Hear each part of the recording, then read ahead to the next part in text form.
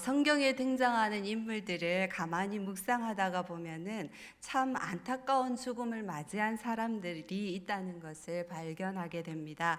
구약에서는 대표적으로 아벨이라고 하는 사람이 있지요. 하나님께 믿음으로 예배 한번 잘 드렸다가 형님 가인의 질투 때문에 젊은 나이에 아무 영문도 모른 채 허무한 죽음을 당한 사람이 바로 아벨입니다. 신약에서도 그런 사람이 있지요. 바로 스데반입니다. 스데반은 구약의 선지자들이 예언해 놓은 메시아가 바로 유대인 자신들이 그들 손으로 죽인 예수님이라는 것을 그들 앞에서 증거하다가 그 유대인들의 손에 의해 돌에 맞아 죽은 사람이 바로 스데반입니다.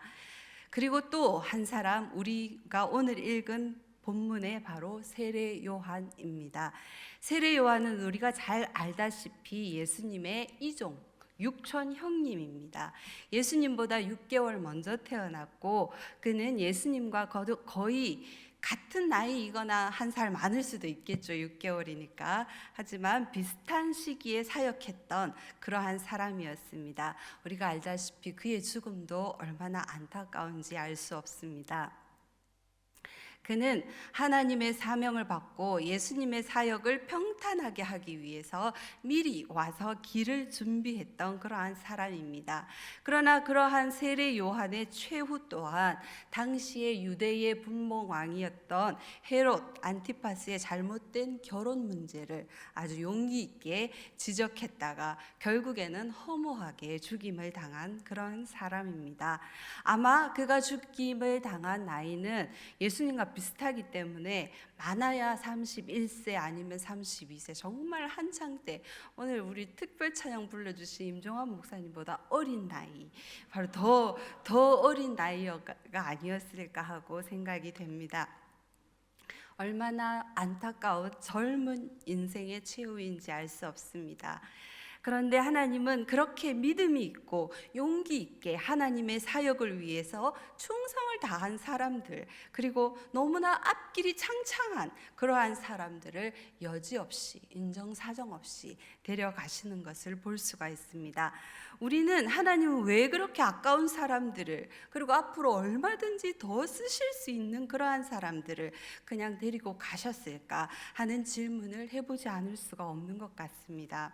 그러나 또 한편으로 이러한 사람들의 삶을 가만히 살펴보면 여기서 우리가 알 수 있는 것은 하나님이 일하시는 방법을 발견할 수가 있게 됩니다. 하나님은 당신이 쓰시고자 하는 만큼, 다시 말하면 한 사람에게 주신 사명만큼 쓰시고 그 사람이 그 사명을 다했을 때, 그 사명을 모두 감당하고 나면은 그를 여지없이, 그냥 우리가 볼 때는 너무나 안타깝고 더 쓰셨으면 정말 좋을 사람들인데 그러한 사람들을 그냥 데리고 가신다라는 것입니다. 그것은 바로 그들의 사명이 거기까지였던 것이기 때문입니다. 하나님이 그들을 통해서 하시고자 했던 일이 바로 거기까지라는 뜻이지요. 이것은 바로 하나님의 주권일 것입니다. 그 다음 일은 또 다른 하나님의 사람들을 통해서 하나님께서 일할 것입니다. 세례 요한의 사명은 구약 성경에서 예언된 대로 주의 길을 곱게 하라고 광야에서 외치는 자의 소리의 역할을 하는 것까지 바로 거기까지였던 것이었습니다. 우리가 앞에서 살펴보았던 아벨도 그 죽음이 너무나 허무한 것 같아 보여도, 그리고 스데반도 너무나 아까운 사람임에도 불구하고 그들이 그러한 안타까운 죽임을 당한 사람들처럼 보이지만 그들의 사명이 거기까지였기 때문에 하나님께서는 그들을 데려가셨고, 우리가 보기에는 너무 안타깝고 더 살았으면 좋겠지만 그 자체로서도 너무너무 아름답고 그들이 한 일을, 그들에게 맡겨주신 일을 다 한 것입니다. 그래서 하나님께서는 그들에게 더 이상 바라는 것이 없었던 것입니다. 짧지만 하나님께서 맡겨주신 사명을 충성되게 감당하고 갔던 이들을 누가 감히 허무한 인생을 살았다고 말할 수 있을까요? 예수님도 세례 요한을 가리켜서 마태복음 11장 11절에서는 여자가 낳은 자 중에 세례 요한보다 더 큰 이가 일어남이 없다고 말씀하면서 그의 삶이 얼마나 고귀했는지 말씀해 주셨습니다. 사랑하는 광진 성도 여러분, 우리들도 이들과 같이 후회 없는 인생을 살고 싶지 않으실까요? 만약 그렇다면 우리가 어떻게 하면 하나님께서 허락하신 이 짧은 인생을 허비하지 않으면서 후회 없는 인생을 살 수가 있을까요? 그 첫 번째로 우리가 후회 없는 인생을 살기 위해서는 하나님께서 우리에게 주신 우리의 사명을 알아야만 합니다. 사명이라는 말은 헬라어로는 아포스톨레오, 그러니까 보냄을 받았다라는 뜻입니다. 보냄을 받은 자는 사도, 바로 아포스톨로스고요. 보냄을 받았다라는 것이 바로 사명이거든요. 그런데 우리는 그렇게 들으면 어감이 좀 약하잖아요, 그죠? 근데 한자의 뜻으로 보면 사자가 부리다, 시키다, 사고, 명은 목숨명, 그러니까 어떤 왕이나 주인으로부터 목숨을 걸고 감당해야 할 일을 부여받은 것, 그것이 바로 사명이라는 것입니다. 우리가 일반적으로 국민적 책임이나 우리 국민으로서 의무를 하거나 세금을 내야 하는 그런 것보다는 훨씬 더 무겁고 두려운 명령이라고 할 수 있겠습니다. 마가복음 8장 34절에서도 예수님께서 말씀하시기를 누구든지 나를 따라오려거든 자기를 부인하고 자기 십자가를 지고 나를 따를 것이니라 라고 말씀하셨습니다. 다시 말하면 예수님의 제자가 되어 예수님을 따라가기 위해서는 자기 십자가를 지고, 십자가는 바로 죽음의 형틀이잖아요. 그래서 죽기를 각오하는 마음으로 따라오라는 것입니다. 이것이 바로 사명의 정신인 것입니다. 오늘 본문을 보면 세례 요한은 자기의 사명을 너무나도 확실하게 알고 있었습니다. 오늘 19절에서 28절까지 말씀을 보면은 유대인들이 사람들을 보내죠. 세례 요한에게 네가 누구간데 도대체 세례를 주느냐는 것입니다. 이렇게 요한에게 사람들을 보내어서 물을 때 요한이 대답하기를 네가 그리스도냐 하고 물으니까 아니다, 나는 그리스도가 아니다라고 합니다. 그리스도가 무슨 뜻입니까? 그리스도는 헬라어로서 크리스톨로스거든요. 히브리어로는 옛날에 메시아, 그러니까 하나님께 기름 부음을 받은 자, 즉 구약에서 이스라엘의 왕이요 구원자로 예언된 분을 말하는 것인데, 그 당시에 요한은 분명하게 나는 그 그리스도, 그래서 다시 말하면 이스라엘의 왕이요 구원자로 오지 않았다라는 것입니다. 나는 그리스도가 아니라고 말합니다. 그러자 그 사람들은 또 묻지요. 그러면 내가 그 선지자냐? 라고 묻습니다. 그 선지자는 누구를 가리키는 것이냐면은 신명기 18장 15절에서 모세가 말합니다. 네 하나님 여호와께서 너희 가운데 너희 형제 중에서 너희를 위하여 나 같은 선지자 하나를 일으키리니 너희는 그의 말을 들을지니라 라고 말했습니다. 예수님 당시에는 그 선지자, 나와 같은 선지자를 어떻게 이해하고 있었느냐 하면은 모세와 같이, 모세가 애굽에서 이스라엘 백성을 이끌어내었듯이 그 당시에 로마의 압제에서 이스라엘을 구원해낼 그러한 왕으로 오실 자, 구원자를 바로 그 선지자, 모세와 같은 선지자로 이해하고 있었습니다. 그때에 요한의 대답은 나는 그 선지자도 아니다 라고 말합니다. 그러자 또 엘리야냐고 묻습니다. 그때도 역시 아니라고 합니다. 엘리야는 누구를 말하는 것이냐면 구약의 말라기 4장 5, 6절에 예언된 사람으로서 그리스도의 크고 두려운 날이 이르기 전에 이스라엘의 마음을 아버지께로 돌이키게 하는 자, 곧 세계의 회개를 통해서 예수님의 사역을 준비하는 자를 가리킵니다. 그 사람이 바로 세례 요한이죠. 그러나 요한은 자기는 엘리야가 아니라고 합니다. 아마도 요한은 이 말라기의 말씀이 자기에 대한 말씀이라는 것을 확실하게 알지 못하고 있었던 것 같습니다. 하지만 예수님께서는 마태복음 11장 14절에서 친히 말씀해 주시기를 오리라 한 엘리야가 바로 이 사람 요한이라고 말씀해 주셨기 때문에 우리는 그가 세례 요한이 엘리야로 왔다라는 것을 알고 있습니다.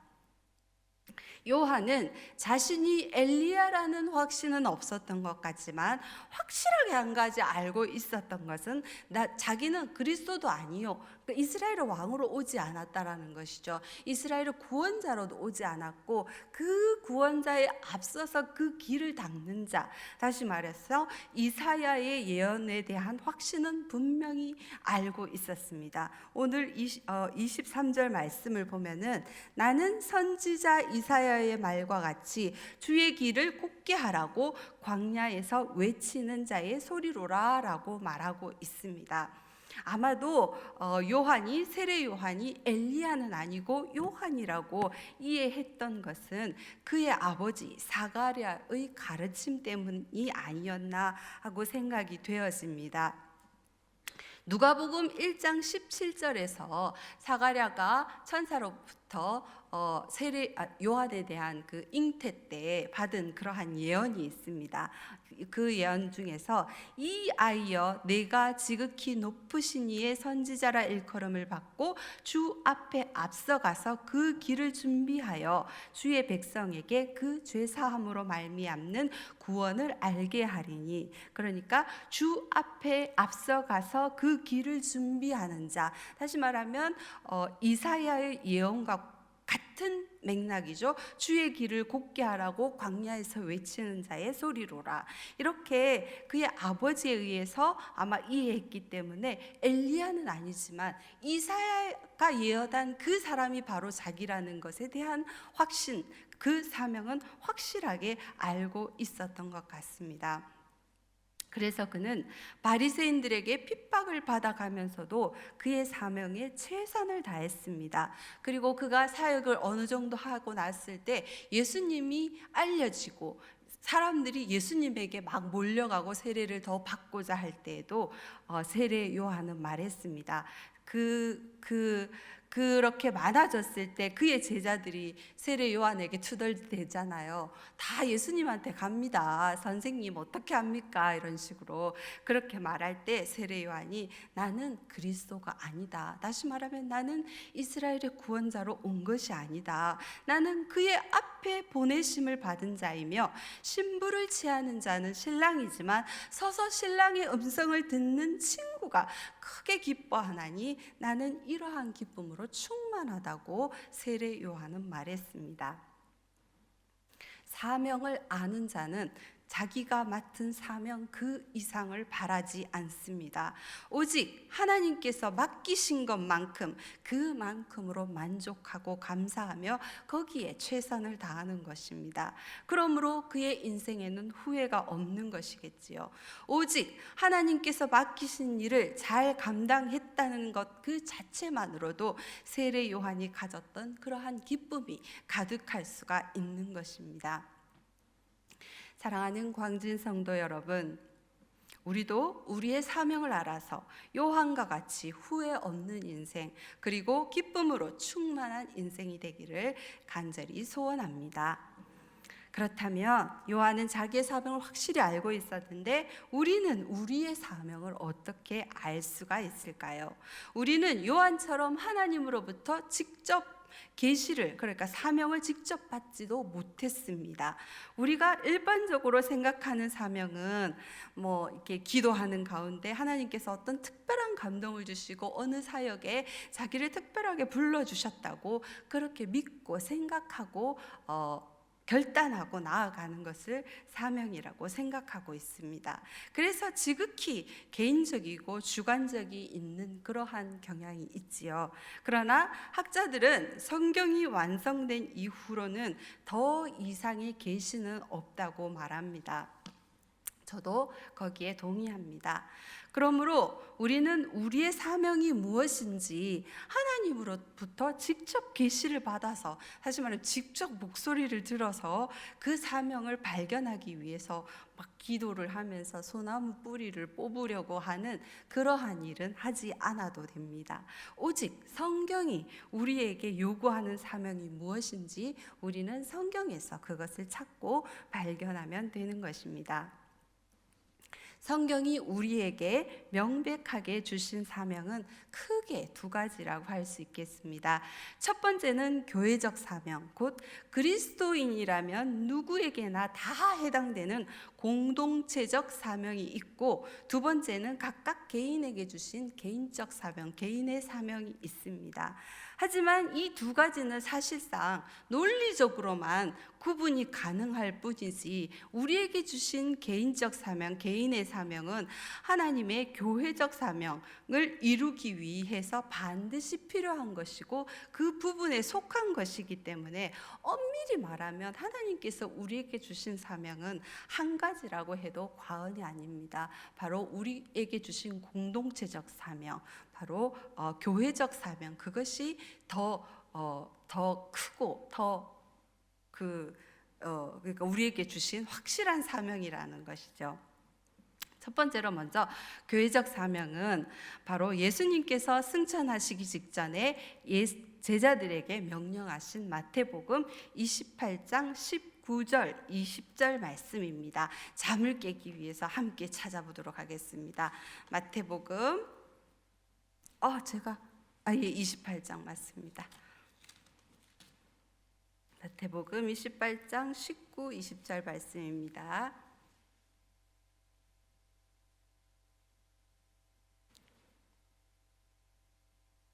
다 같이 읽겠습니다.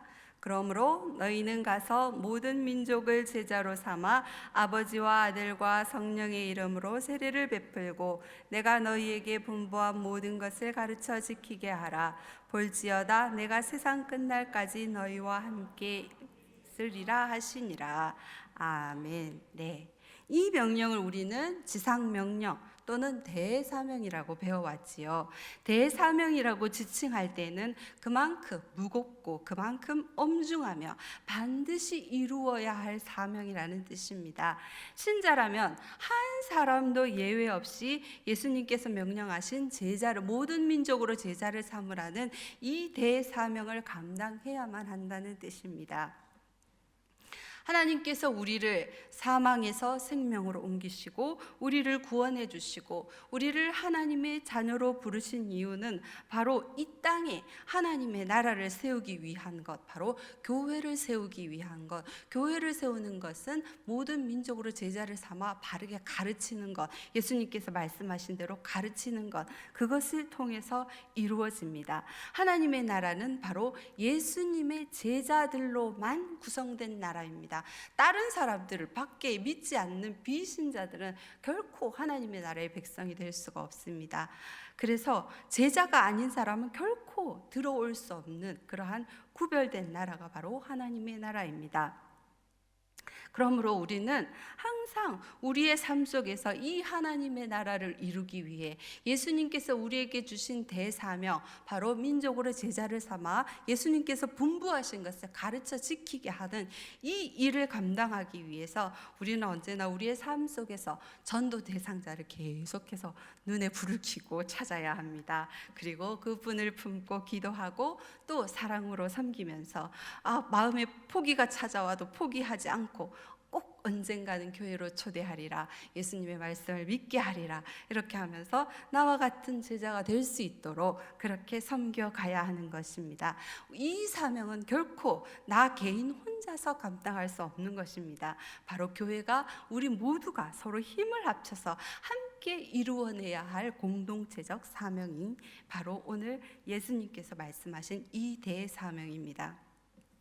그렇다면 이것이 첫 번째 되는 공동체적 사명이라면 그 공동체적 사명, 대사명을 이루기 위한 우리의 개인적인 사명은 구체적으로 무엇일까요? 우리는 저마다 직업을 가지고 있습니다. 사실 예배 이게 또박또박 드리는 것도 쉽지 않습니다. 그죠? 여러분들 많은 희생이 있는 줄로 압니다. 세상 사람들은 주일 되면은 뭐 놀러도 갈 수 있고 여기 가고 저기 가고 건강생활, 취미생활 다 하지만 여러분들은 그런 것들 다 정말 주님 때문에 내려놓고 포기하고 와서 예배하고 헌신하고 희생하고 봉사합니다. 그래서 사실은 사람은 보통은 이 사명이라는 말은 나와는 조금 거리가 멀게 느껴지는 것이 사실입니다. 마치 어떤 선교사님들이나 목사님들이나 어떤 특별한 사역을 하는 그러한 사람들, 보통 모든 자기의 시간을 다 거기에 헌신하고 직업 자체가 복음하고 직접적으로 이렇게 연관될 때, 저 사람은 그런 사명을 받았나 보다 이렇게 생각하는 그러한 경우가 아주 많습니다. 하지만 그렇지가 않습니다. 앞에서도 언급했던 것처럼 우리의 개인의 사명, 개인적인 사명은 그리스도의 대사명을 이루기 위해서 나의 삶 속에서 해야 할 일을 의미합니다. 나의 삶 속에서 조금 더 구체적으로 행해야 하는 이 대사명의 일부분에 속하는 것이기 때문에 우리 모두는 다 사명을 가지고 있습니다. 그런데 예수님께서는 우리가 난 내 사명은 뭐지? 하고 이렇게 헷갈리지 않도록 예수님은 우리에게 주신 명령이 딱 계명이 한 가지밖에 없습니다. 그것은 바로 요한복음 13장 34절에서 35절에서 주신 너무나도 잘 알고 계신 서로 사랑하라는 사랑의 계명입니다. 제가 읽어드리겠습니다. 새 계명을 너희에게 주노니 서로 사랑하라. 내가 너희를 사랑한 것 같이 너희도 서로 사랑하라. 너희가 서로 사랑하면 이로써 모든 사람이 너희가 내 제자인 줄 알리라라고 말씀합니다. 우리가 서로 사랑하면, 어떻게 하면, 우리가 서로 사랑하면 이로써 모든 사람이 너희가 바로 우리가 예수님의 제자인 줄 알 것이라고 말씀했습니다. 교회가 바로 제자 삼는 이 대사명을 이루기 위해서는 우리 교회의 지체가 된 나 개인이 반드시 지켜야 할 사명, 그것이 오늘 예수님께서 우리에게 주신 사랑의 계명, 서로 사랑하라는 이 계명인 것입니다. 사랑은 성경에 기록된 모든 선한 행위를 다 포함하는 말입니다. 그러므로 우리는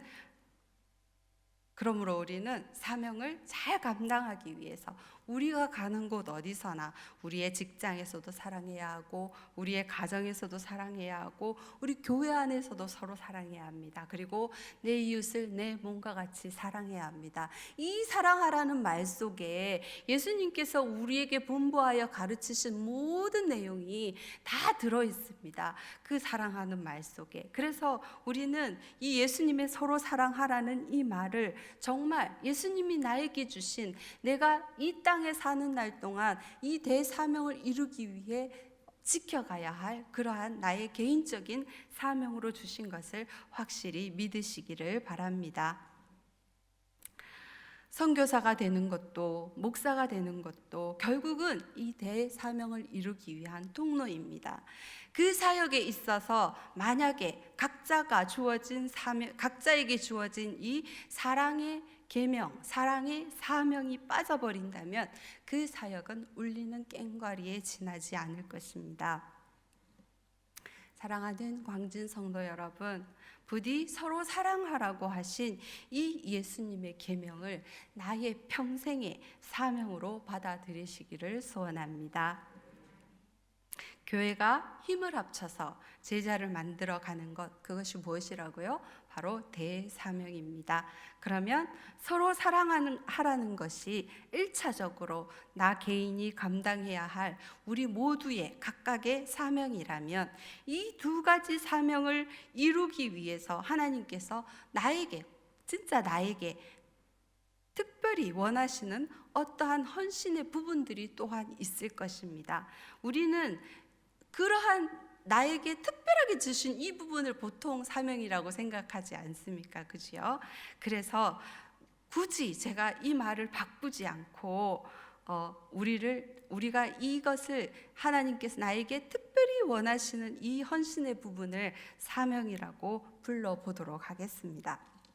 이해를 돕기 위해서 저의 예를 들어보도록 하겠습니다.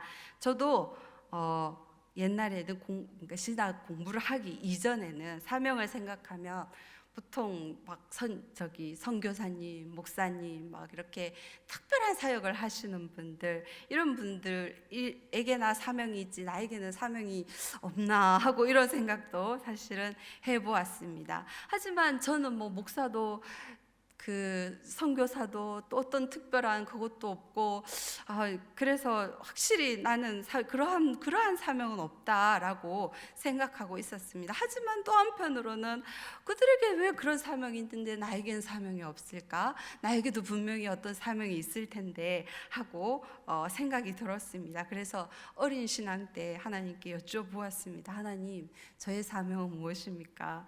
다른 사람 다 사명이 있는데 저도 저에게 사명을 가르쳐 주셔서 나의 인생을 낭비하지 않고 정말 열정적으로 하나님을 섬기고 싶으니까 좀 가르쳐 주십시오. 이렇게 기도를 했습니다.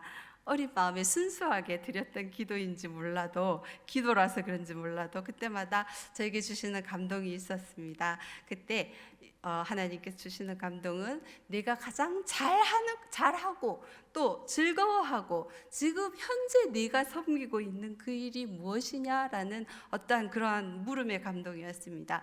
그때마다 제가 생각해 보면 저의 대답은 항상 같았습니다. 저는 그때 교사로 일하고 섬기고 있었는데 그러니까 아이들이든 어른이든 가르치는 일, 이 교사의 일을 할 때 저는 가장 보람 있고 가장 즐거웠습니다.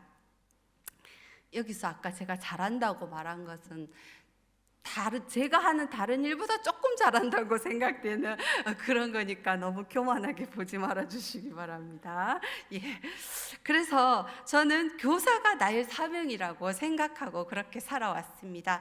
물론 많이 부족했고 또 게으름도 피우고 사명이라는 말을 붙이기에는 너무나 부끄러울 때도 많았습니다. 그러나 지금도 저에게 묻는다면 저는 저의 평생에 하나님의 말씀을 나누면서 말씀으로 섬기는 이 일을 하고 싶은 것이 저의 소망입니다. 그런데 제가 지난 1년 동안 쉬었지 않습니까? 그때에 저의 삶이 너무나 무료하고 너무나 허무하게 느껴졌습니다. 처음에는 왜 그런지 저도 잘 이렇게 몰랐습니다. 시간이 갈수록 자꾸만 더해지니 마음은 더 갈급해지고, 그래서 결국은 기도하지 않을 수가 또 없었습니다. 제가 항상 많이 말씀드렸지만 저는 많이 기도하는 사람은 아니었습니다. 그때 1년 쉬는 동안도 많이 기도하진 않았습니다. 하지만 때때로 항상 기도는 하고 있었습니다. 기도를 드렸는데 그때서야 또 한 가지 발견하게 된 것이 있습니다. 내가 이 교사의 일을 하지 못해서, 이 말씀을 나누는 일을 하지 못해서 내가 이렇게 허무하게 느껴지고 내 가슴이 이렇게 답답하구나 라는 것을 그때 깨닫게 되었습니다. 그것을 깨달은 이후로 저는 이제 그 시간이 너무 아까운 거예요. 일 섬기지도 못하는데 시간은 많고, 그래서 결국은 아침 청소가 끝나면 일단 무조건, 옛날엔 책상에 앉았는데 이제는 기도를 했습니다. 그래서 10시 정도 되면 기도하는 습관이 저도 모르게 자리 잡히게 되었고, 그때 또 하나님께서 저에게 주신 마음이 하나 있습니다. 바로 기도에 대한 강한 부담감을 주셨습니다. 옛날에도 사실은 많이 주셨거든요. 저의 기도를 필요로 하는 많은 사람들이 다 생각나게 하셨습니다. 기도를 하다 보니까 생각나서 기도하다 보니까 그들에 대한 그 기도를 얼마나 원하셨는지 하나님의 마음이 또한 저에게 부어지기도 했습니다.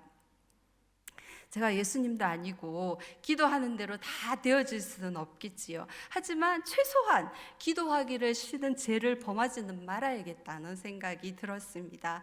이제 자녀들의 결혼도 저는 앞에 두고 있습니다. 그리고 아직은 믿지 않는 형제가 둘이나 있습니다. 그리고 우리 유치부를 생각하면 너무 예쁘고 너무 사랑스럽지만 또 갈 길이 멀어서 또 기도하지 않을 수가 없습니다. 그리고 이제 또 저번에도 고백했지만 광진교회를 저희 교회로 섬기기로 작정하였기 때문에 나의 교회가 된 광진교회를 위해서 또 기도하지 않을 수 없었고, 또 저 멀리 북한 영혼들도 생각나고 뭐 등등 기타 등등 이렇게 기도를 계속해 나갈 수 있었습니다. 하나님께서 능력이 없어서 기도할 자를 찾는 것은 아니겠지요. 기도는 하나님과 가장 가까이에서 소통하는 시간이기 때문에 하나님의 마음을 가장 잘 깨달을 수 있는 그러한 시간입니다. 하나님은 당신의 마음을 사랑하는 우리들, 사랑하는 당신의 자녀들과 공유하고 싶어 하십니다. 그래서 우리와 함께 당신의 나라, 하나님의 나라를 세워가고 싶으신데, 그런데 그러한 당신의 마음을 알아서 반응해주고 알아서 함께 기도해주는 사람이 없어서 너무나 탄식하고 계시다는 그러한 마음이 들었습니다. 그래서 그동안 사실은 제가 몇 번 고백했듯이 애타게 불러도 저는 아주 야박하게 가끔씩 적극적으로 반응했지 항상 적극적으로 반응하지는 못했었는데, 적극적으로 반응하지 않았던 저의 불순종을 깊이 회개하게 되었습니다. 그리고 기도의 자리로 나를 불러주신 하나님께 너무너무 감사했습니다. 그리고 이제는 정말 기도를 내 평생의 사명으로 삼고 이 길을 걸어가야겠다고 그렇게 기도를 저의 사명으로 받아들였습니다. 그리고 또 한 가지가 더 있습니다. 마지막입니다. 저에게 한 가지 기도하는 가운데 더 주신 감동은 용서하고 들어주십시오. 일단 뭐냐 하면 무조건 모든 사람을 사랑하며 살자입니다. 용서하고 들으십시오.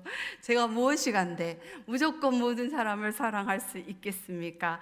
그런데 정말 그렇게 하고 살고 싶은 마음이 너무너무 들었습니다. 왜냐하면 하나님께서 정말 예수님께서 서로 사랑하라고 마지막 말씀을 주고 가실 때 그 얼마나 사랑을 원하셨는지 그 마음이 부어졌기 때문에 그냥 주님 사랑하며 살겠습니다. 그냥 제가 사랑할 자신은 없지만 저는 결단하고 앞으로 남은 인생을 정말 모든 사람을 사랑하며 살겠습니다 라고 결단을 하였습니다. 얼마나 부족할지 압니다. 자신도 없습니다. 하지만 우리 예수님께서 원하시는 것이기 때문에 저는 저의 사명으로 받아들였습니다. 사명으로 받아들이면 주님께서 반드시 도와주시리라고 믿기 때문입니다.